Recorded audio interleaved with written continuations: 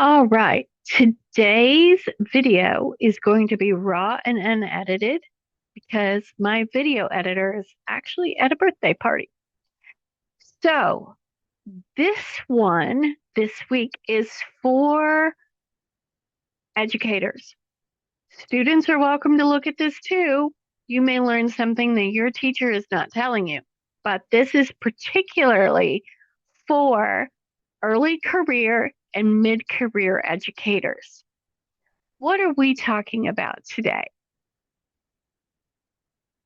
Um, let's do a screen share. We are looking at APA 7th edition. I want this to go up here. Formatting for citations. Why improper citations is plagiarism? That's a whole UK versus US English grammar thing I am not going to get into right now. All right?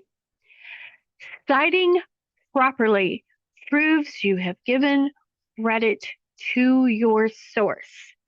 If you are not teaching an English class, please pay attention to this. The rest of us English teachers beg you to pay attention to this. Your students are getting into bad habits that then come into English courses. And then the students are like, well, Professor so and so accepted my paper with the citations looking like that. Just please don't. Okay. Without proper citations, you are saying that you did all that research or all that work that is in your paper by yourself. As an educator, if you are writing papers and you are not making sure your citations are absolutely pristine, that is what you're doing. If you are an educator and you are not very strictly insisting that your students have pristine citations, you are allowing them to say that they did all of that research or all of that work by themselves. Did they really? Is that really what you want to claim? Let's take a look at a couple of them here. Okay. The first one up is former Harvard president Claudine Gay. She had to resign due to citations uh, and plagiarism allegations due to improper citations. Okay.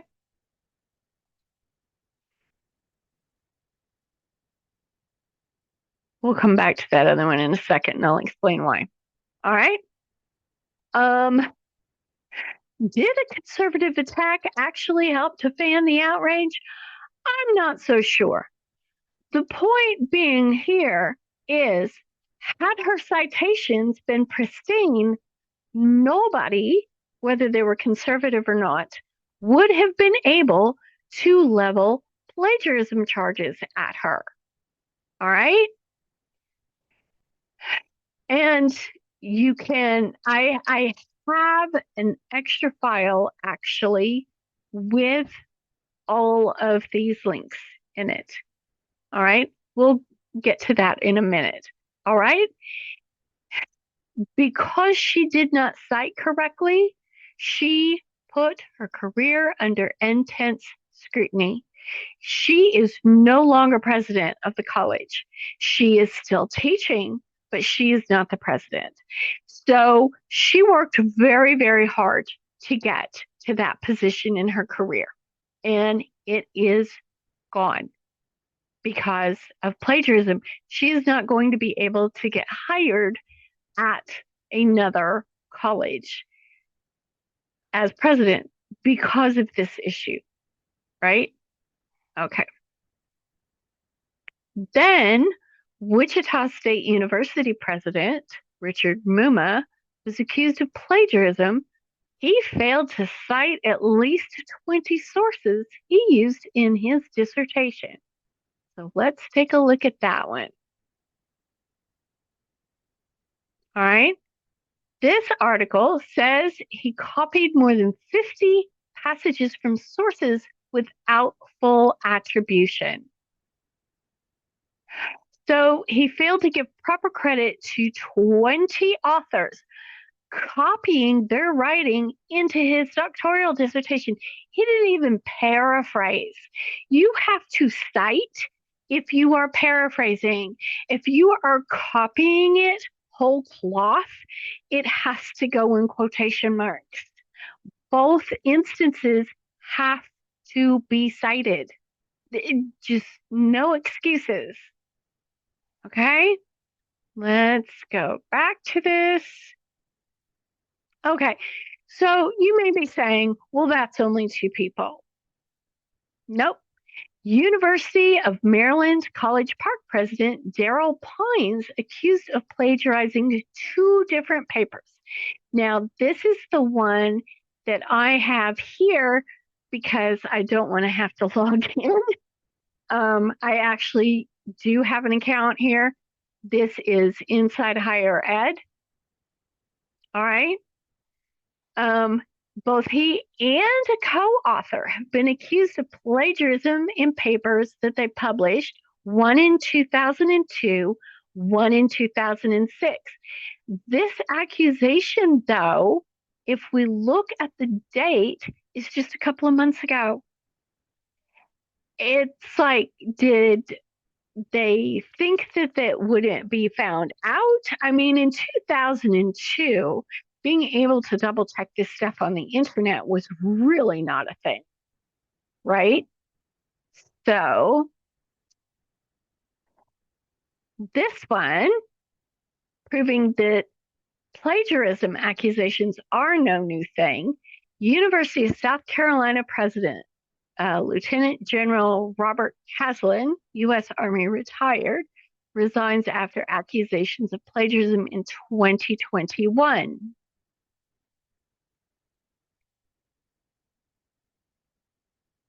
Okay, he plagiarized part of a speech.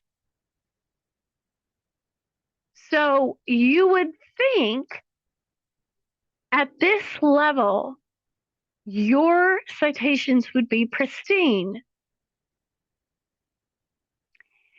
So his speech not only had the wrong school name, but his closing remarks were, it says right here, lifted nearly word for word from another famous commencement address. And then he had to resign a week later. I am truly sorry, said Caslin. Okay, sorry does not get you your job back. You have worked for years to get your credentials and to assemble the experience that you have on your educational resume, which is usually called a curriculum vitae, VITAE, called CV for short. Why would you risk it like that? We have no idea where our students are going to be. We have no idea if they're going on to be in positions of high authority like this. We need to make sure we are teaching them the correct way out of the gate.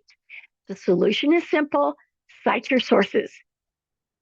Excuse me. Yes, it's time consuming.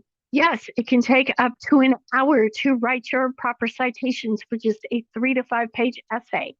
There is no excuse for sloppy work, which is what plagiarism is. Hang on, I'm going to take a sip of coffee. All right. So, would you want someone to steal your content without citing you? Just don't do it. It's their intellectual copyrighted material. It's their original thoughts. It's their lived experiences. Just don't do it. So let's take a look at some incorrect citations as well as the corrections. And these are examples from a variety of courses I have taught over the last 4 years. The corrections that you're going to see are in current APA 7th edition format as of November of 2023. That was a little over a year ago, and that was the last time the citations guidance in APA 7th was updated. If you are not aware that these things get updated periodically, now you know. Okay? So let's look at example references. Excuse me. Here are some examples. This is one. This is a hyperlink. Do not do this in an academic class. If you're teaching communications and you're having your students do a blog, of course, a hyperlink like this is completely appropriate. It is not for any other kind of paper. It's appropriate for a blog. It is not appropriate in an academic level paper anywhere else. Okay. Then we see this one, right? And also a hyperlink. This one is an actual book, right? So what's the issue with some of these? This one is only a hyperlink. This isn't centered and it's backwards. Plus, it's not supposed to be down here. Legal citations always go at the top. Plus, they're bolded. They're not supposed to be bolded. You don't do that. This has a hanging indent backwards. Okay. This one is equally not, correct. You've got some things correct, but not others. All right. This is what a proper legal citation looks like. The numbers always come first, then the name of this. This can be italicized, the name, or it might not be. All right. We only use initials now in APA 7. That is so we don't end up dead naming someone. There's a variety of reasons for dead naming. Someone could have had a sealed name change because of domestic violence, or it could be to prevent gender discrimination. Some people actually go by their initials also, right? You write the date the way that it appears in the article. So if they do the European way and have the day, the actual day number before the month, then that is how you put it. Okay. This is an encyclopedia. So the name of the encyclopedia article is italicized. If you know the DOI number, you put it in like that. Now, you'll notice that it's also part of the URL. This part right here is really kind of flexible right now. That part is optional. You'll see another one farther down where I did not do that. If you are getting published, this has to be in here like this. Okay. So then we get down to this one, and you see this one is actually from a press release. You must have press release in brackets. If it's from a blog has to be in brackets. If it is a YouTube video has to be in brackets. Okay. Then we see this one here. And this one was very hard to figure out who the actual author was. It is actually listed in this link as SAMHSA. It is not listed as staff writer. So you want to cite that the way they tell you to cite that. and this is a report, it's not a journal article. So that's why the title is italicized and not Center for Mental Health Services, because it's the actual center. It's not a journal article. Okay. This one is a journal article, though. So the name of the article is not in quotation marks, it is not italicized. You need to name the editors, and it's the other way around for the editors. It's first initial and last name. And then the name of the journal article is in italics. You need to put the page numbers and the publisher. This one is from a physical copy, so it was not accessed online, so you don't have a URL. Here's what you do when it's a staff writer. Here's another example of what you do when it's a staff writer. This is from an actual book, right? And here are some examples of incorrect citations that a student got from my bib.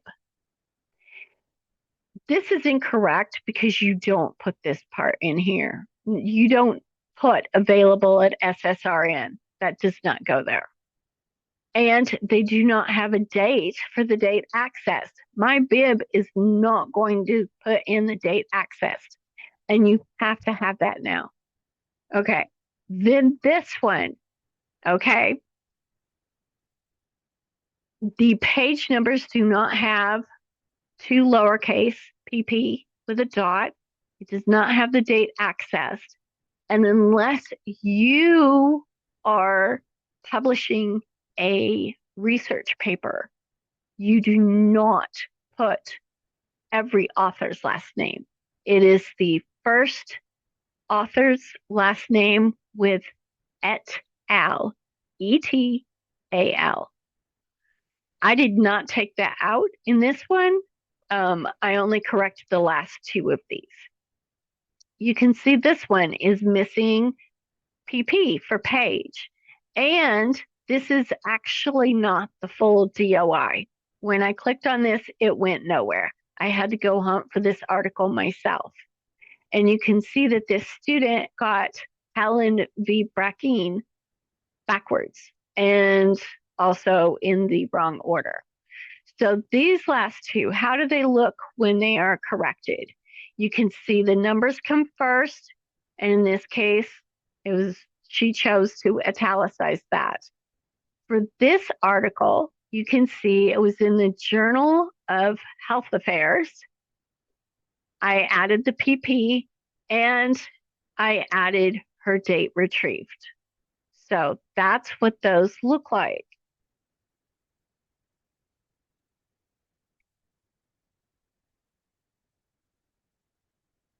So my references, I could not get them to go in here with a hanging indent. So I wrote them up myself, and I write them all out by hand. It is a pain in the butt. I know these are correct. I have absolutely no doubt that these are very correct. So these are my references for the PowerPoint that I just showed you with the articles that are in the PowerPoint. And you can see that it's just got the first initial, tells you the date retrieved, the article name is in italics, the name of the newspaper is there. And this is the first time I've ever had it happen in my life. Every one that I put in there, the order that you see them ended up being in alphabetical order. And that's another thing that students struggle with is understanding that you have to put them in alphabetical order, not the order in which they appear in your paper. This is just a fluke that this happened. So if you guys have any comments, have you had problems in your classes with students not understanding the importance of why they need to cite? It is a career-ending move. You've worked hard, your students are working hard. Just don't do it, guys. Just don't do it. It's not that difficult to take a little bit of extra time and make sure you have done it correct. Had the president, the former president of Harvard, made sure her citations were correct, it wouldn't have made any difference who brought any allegations and tried to drum up some drama about her. She would not have had to resign because of plagiarism accusations. It's very, very serious. And please, please, please make sure that your students are doing their citations correctly. Thank you for watching, and I will see you guys in the next coffee chat.